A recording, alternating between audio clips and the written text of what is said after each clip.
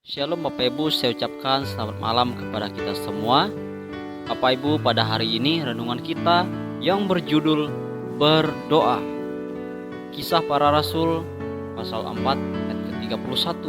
Firman Tuhan berbunyi demikian, dan ketika mereka sedang berdoa, goyanglah tempat mereka berkumpul itu, dan mereka semua penuh dengan Roh Kudus. Lalu mereka memberitakan firman Allah dengan berani. Sebelumnya kita mengerti dan memahami makna ayat ini lebih jauh.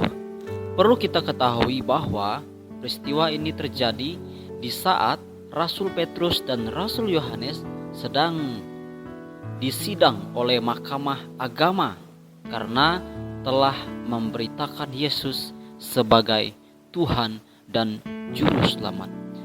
Pernahkah Bapak Ibu Saudara berdoa agar Bapak Ibu Saudara memiliki keberanian untuk bersaksi tentang Yesus kepada orang lain? Kemudian jika ada Bapak Ibu Saudara pernah berdoa seperti pertanyaan di atas, lalu seberapa sering Saudara berdoa untuk hal itu? Kita jawab dengan masing-masing dalam hati Bapak Ibu Saudara. Mari kita lihat apa yang dilakukan oleh jemaat yang ada di Kisah Para Rasul pada waktu itu. Selesai Rasul Petrus dan Yohanes diadili oleh Mahkamah Agama dan imam-imam, mereka keluar dari tempat pengadilan dan mereka berkumpul kembali dengan saudara-saudara seiman mereka, rekan-rekan pelayanan mereka. Dan Rasul Petrus dan Rasul Yohanes menceritakan apa yang mereka alami waktu diadili, sebagaimana mereka telah ditekan, diancam oleh imam-imam beserta para ahli Taurat untuk tidak lagi memberitakan nama Yesus sebagai Tuhan dan Juru Selamat. Dan ketika hal itu diketahui oleh rekan-rekan yang lain, tindakan yang luar biasa yang mereka lakukan adalah mereka berdoa kepada Tuhan. Mereka meminta supaya Tuhan memberikan mereka kemampuan dan keberanian supaya mereka semua menjadi berani untuk memberitakan nama yang mulia, yaitu nama siapa? Nama Yesus sebagai Tuhan dan Juru Selamat. Mereka tidak berdoa meminta menurut daging mereka, tetapi menurut kehendak Allah.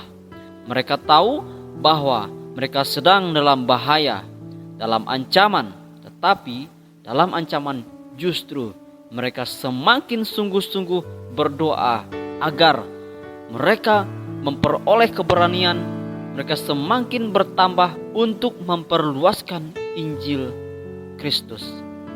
Mereka sedang dalam bahaya, mereka tidak mengandalkan kekuatan mereka sendiri, mereka tidak mengandalkan apa yang mereka miliki, tetapi mereka mengandalkan Tuhan. Mereka berdoa kepada Tuhan. Dan ketika mereka berkumpul berdoa di satu tempat, apa yang terjadi Bapak Ibu Saudaraku? Mereka dipenuhi Roh Kudus. Dan pada akhirnya mereka menjadi tambah berani. Mereka mendapat kekuatan untuk tetap memberitakan Yesus sebagai Tuhan dan Juru Selamat. Jadi artinya di dalam bahaya apapun yang mereka hadapi, Tuhan mau jangan sampai mereka mengandalkan kekuatan sendiri, melainkan sepenuhnya mengandalkan Tuhan untuk melawan ancaman yang mereka hadapi. Dari sini apa yang Tuhan mau dalam kehidupan kita Bapak Ibu, dalam kehidupan kita sehari-hari. Yang pertama, yang Tuhan mau kita belajar untuk mulai berdoa agar diri kita semakin sungguh-sungguh menjadi saksi bagi Kristus. Yang kedua, Tuhan mau supaya kita rajin-rajin berdoa agar iman kita semakin kuat dan kokoh di dalam Tuhan. Ingat Bapak Ibu Saudara, semakin kita malas berdoa, maka manusia rohani kita semakin lenyap Saudara. Semakin hilang, semakin mati. Tetapi ketika kita semakin sungguh-sungguh berdoa, semakin sering berdoa, maka kerohanian kita semakin meningkat Bapak Ibu Saudara.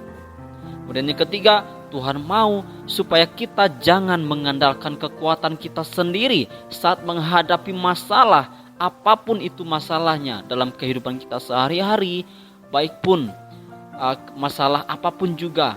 Kalau dalam rumah tangga, Tuhan mau jangan kita sampai mengandalkan kekuatan kita sendiri, tetapi yang Tuhan mau kita mengandalkan Dia, kita berdoa kepada Dia.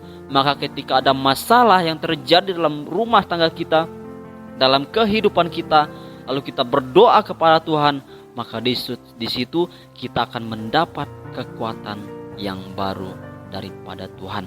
Jadi mari Bapak Ibu Saudara, mari Tuhan mau kita selalu berdoa supaya kita tetap memiliki keberanian untuk bersaksi tentang Kristus, supaya kita mendapat kekuatan untuk menghadapi setiap masalah, setiap ancaman yang terjadi di dalam kehidupan kita. Apapun kondisi dan situasi yang kita hadapi saat ini, tetaplah senantiasa berdoa. Seperti 1 Tesalonika pasal 5 ayat 17, tetaplah berdoa.